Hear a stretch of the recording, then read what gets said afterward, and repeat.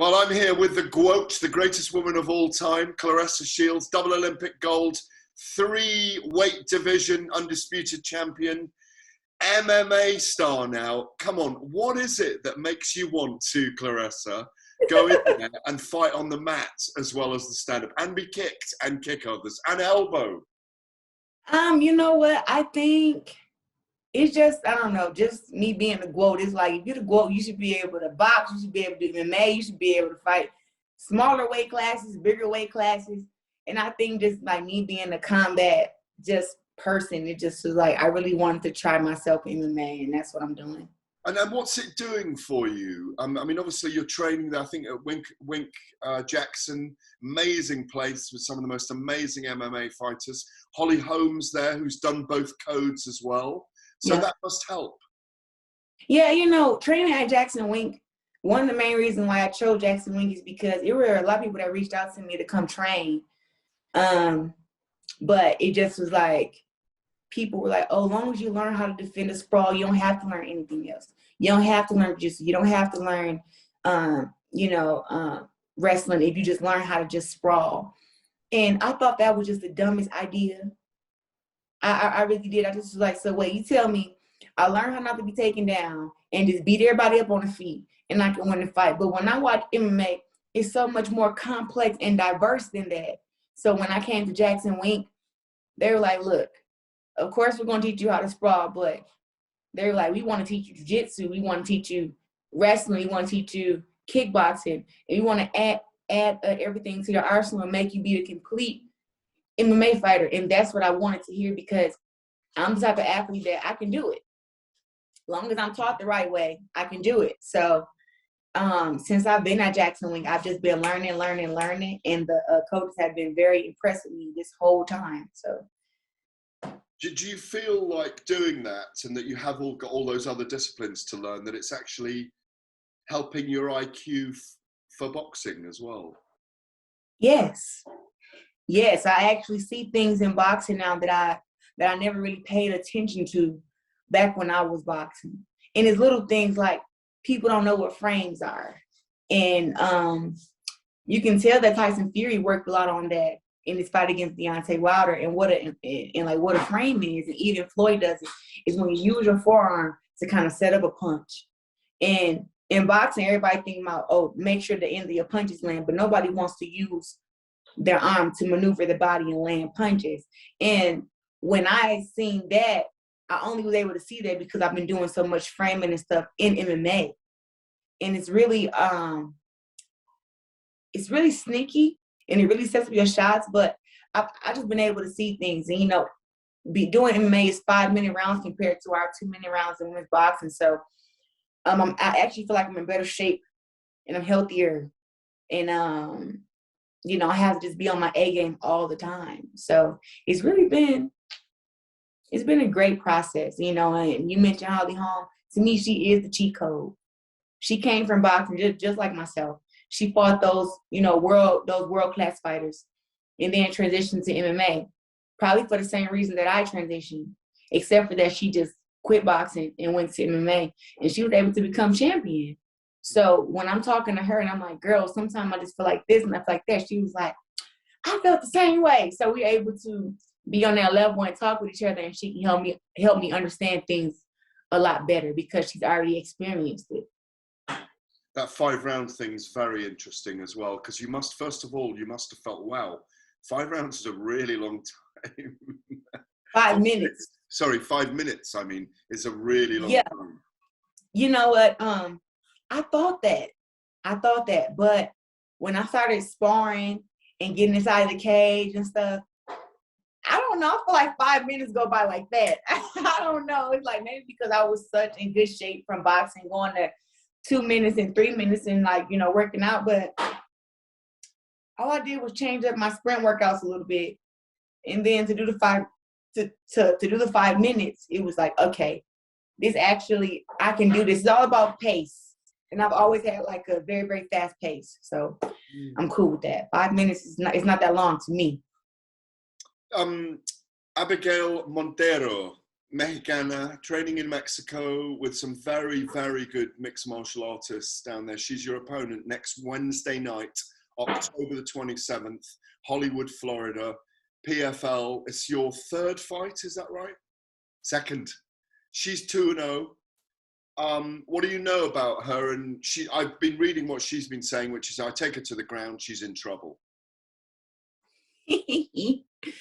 From what I've seen, Abigail Montez likes to come forward and be the bully. You know, she's fought against girls who she's stronger than, who she's taller than, and she go in there and she's more athletic than, and she just kind of bullied them around, you know. But it's gonna be a different kind of party with myself.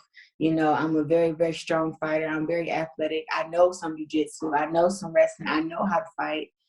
And she got too many different game plans for me. It's like, oh, 1 minute she's saying she's going to take me down, and then next minute she's saying she's going to outstrike me. She doesn't know what she's going to do until she gets in there. But I know the first time somebody get hit, their mind start changing. You hit them again, their mind changes some more. You punch them again, the mind starts going into survival mode. So that's what I'm looking forward to doing against Abigail. Just let her know, like, I'm not no wimp, and she can't just get in there and walk all over me. And if she wants to win, oh man, she's going to have to earn it. I'm talking about people getting hit in the face and their game plan changing. I saw you with Mike Tyson the other day, and he was busting some moves, you showing the body shots. And I could genuinely tell that you really appreciated being with Mike, who's an OG in the boxing world and an OG in our world, in our fight worlds. And it was that kind of wildness in him has left now, and he's such a beautiful person. And I imagine he passed things on to you when you saw him that day, because I could see your delight, you know? You know what? So I met Mike Tyson when I was 16, before I went to the Olympics. And it was a whole Olympic team, and I was the only one to win gold from 2012. So when he met me and he asked me how old I was, like, oh, I'm 16. He was like, oh, you're a baby. You're going to the Olympics? I'm jealous. And then to meet him again, you know, 10 years later. And he didn't even remember that night. No biggie, you know, but it's like, even though he didn't remember that night, he still remembered who I was. You know, he still was a fan of my boxing, a fan of me doing MMA, just a fan of, he had already watched me fight. And for us to watch some of my film and him to say, oh, okay, next combination, you just throw a right hand hook. And ideally, in the footage, I came back with the right hand hook. He's like, yeah, that's it. And I'm like, oh, shoot. Mike Tyson actually liked the way that I box, which I wasn't surprised because I'm the GOAT. But, you know, just to like see it and, you know, talk to him. Like, we talked before we went on air. We talked after we went on air. I spent about a good 3 hours with Mike Tyson and just was able to ask him any question that came to my mind. And he just was like, I want you to get in contact with my people, and you know, I want to have you back, and I want you to meet my daughter. Like, you're the kind of icon that, you know, women's sports need. Like, you're the one. And, you know, to hear that from him just built up so much confidence in me that I already have, you know. But it's just like hearing that come from Mike is like, if the OG can respect me, then these other people, like these networks and everything, should also respect me, because he actually had to do it, and he know how hard it is to have to box, you know, to have that IQ and that power and that discipline. I feel like I was talking to a long lost uncle, to be honest. It was, yeah, that's what it looked great. Like, a long lost uncle, because the power of you, and it is an emotional thing for me to talk about, because I spoke to you in London when you were 16. You won't even remember talking to me then. But I interviewed you when you won your gold, and you were a very surly, angry young girl. That's what you came across as. Do you know what I mean?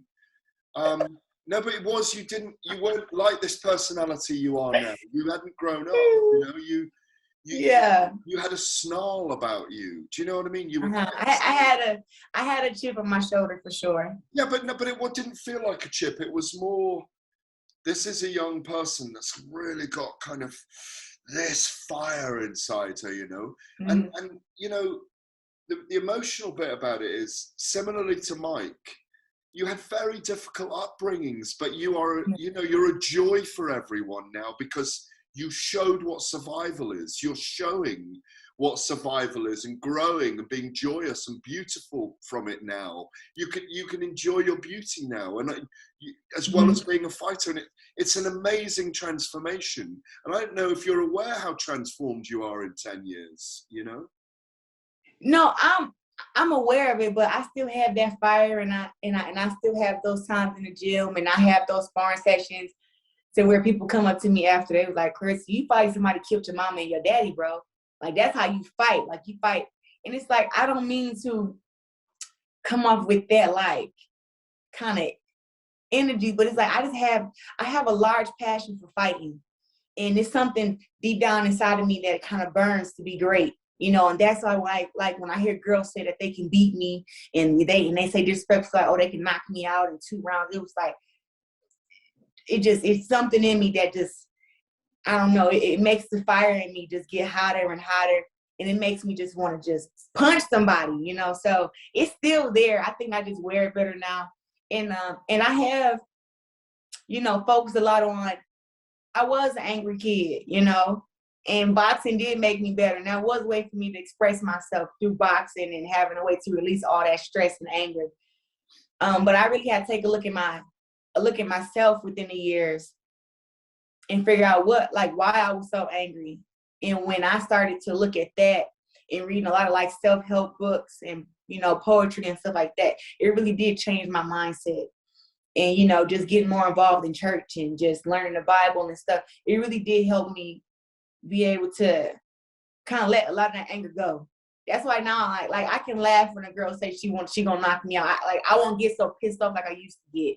You know, like if a girl called me out in sparring, like I used to get, a dude called me out in sparring, a girl, somebody said somebody else is better than me, like I'm ready to fight, like on the spot. But now it's like, you know what? Ha ha, cool. I'll be able to prove it to you later. No worries. Like, it doesn't make me as angry as it used to make me, because I have decided that I'm the GOAT. Nobody can beat me. I'm going to give everybody the hardest fight of their life.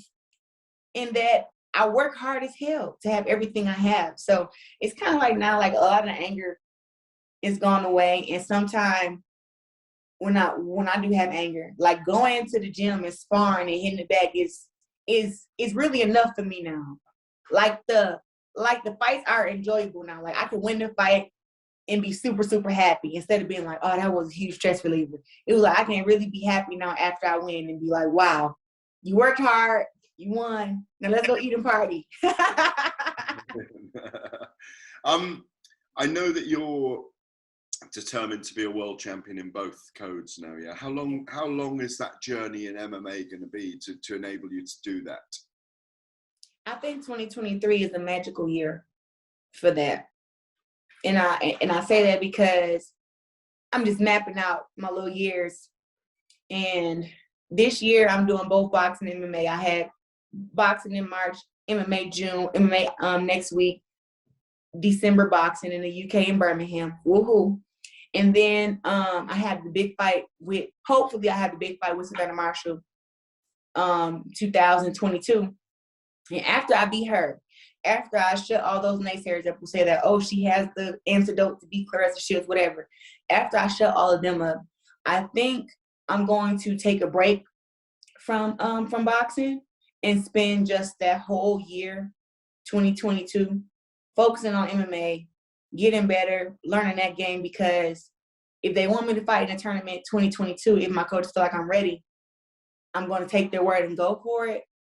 But if they feel like I'm not, I still want to spend that year getting ready, you know, and I want to learn more. And when I get to 2023, I want to have all the confidence in the world that I know jiu-jitsu, wrestling, kickboxing, that I can mix it all together, and that I know what I'm doing inside of there, to where it doesn't matter who I get inside the cage with, when I get inside the cage with them, that I have a big chance of winning. So I'm thinking 2023 is the magical year, but to have to get a few more of these boxing matches out the way. December 11th, Savannah Marshall, hopefully, and then MMA. Just two other things. Were you serious the other day when you said, about 22 years ago, Claressa, I went to cover man and a woman boxing each other in Seattle, Washington. There's a lady, it was a very serious story. There's a lady called Margaret McGregor who'd suffered domestic abuse and had gone to learn and box. And she fought a guy called Lloyd Chow. They were featherweights or something. And the audience was 2/3 women, and they were shouting, batter him, batter him. And she chased him around the ring and she beat him up. And he didn't really put up much resistance. But you know, the authorities were criticised for licensing it at the time. But were you serious the other day when you said you would face Jake Paul in a boxing match? I was very serious. Skills pay the bills. Size don't matter. Size don't matter. I think that if Jake Paul was to get inside the ring with me, he would get countered a lot. He would get hit with some hard body shots. Like, I know what to do when I get inside the ring and I face a man. Like, I mean, till this day, I still spar Andre Durrell, Anthony Durrell, a lot of guys down there who are from the 5th Street Gym down there in Florida. Like, I can get in the ring and I can spar against men. And listen, the kind of attitude I have and as much shit as I talk, these guys know. Do not let me get in there and get off on you, because I talk shit to you while we're sparring. And then that's when they really get mad. So nobody can say they don't hold back. They don't hold back when you're doing it, no? They're not allowed to, because as soon as you start chilling, I start turning up. Boom. And that's the thing too. Like, it's crazy. So a lot of my male counterparts get mad at me when I'm fighting against the women, because they're like, yo, why you didn't hit her to the body more?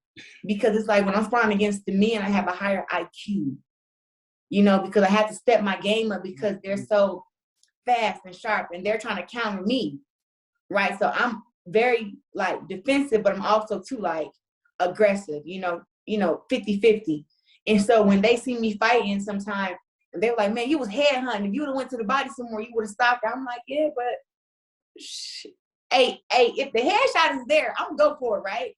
But they're like, yeah, we understand, but they just hate when they hear people say that I don't have power, because the men that I spar know that I have lots of power, clearly, especially to the body. Yeah. But in the fights, the girls' IQ don't be up there. So, like, I just kind of get the unanimous decision and go home. And they're like, yeah, you hurt her, but you could have knocked her out. Like, why didn't you do it? And I'm just like, I don't know. I was having too much fun. And when I get in there and I start landing headshots and you see a girl head doing like this the entire fight, you know, just like, hell, how you going to stop doing that to throw a body shot? and a final thing, you're obviously really well known over here. You won Olympic gold over here. You're a name over here. I don't know if you're aware, if you've been over here, boxing is huge here as well as MMA. It's a really big fight, you and Savannah here in the UK. It could well be a small stadium, like 30,000.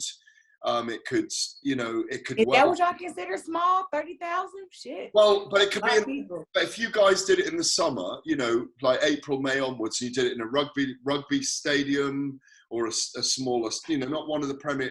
I think you might struggle to do 70,000 right now. But if you guys have a trilogy, and I have a trilogy, she got to make it to the first fight, my man. That's fair enough, but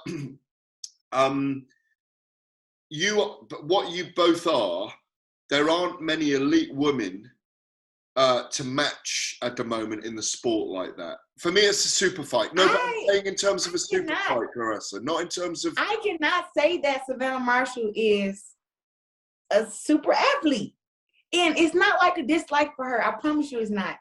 It's because of the fact of, look at her opponents who she's fought against. I fought against head honchos, Hannah Gabriels, right? Christina Hammer, Tori Nelson. Like, these girls were undefeated. These girls had already had world titles, been on the game for I don't know how long. Like, French on Cruz. Like, I fought some heavy hitters, you know, compared to. I think Marshall is one of your toughest opponents, by the way. She's tough. French on. Oh. Yeah. I love the HH Diva. I mean, like. She's tougher. I would see you two fight again. I would see that fight again. And you know what? That's the fight that that I think is a super fight for me. I watched Hagler Hearns when you two fought. I watched Hagler Hearns. When you two fought at the T-Mobile, it was Hagler Hearns, and you both put your dresses on and went out afterwards. I mean, do you know what I mean? Do you know what I mean? Like, you know?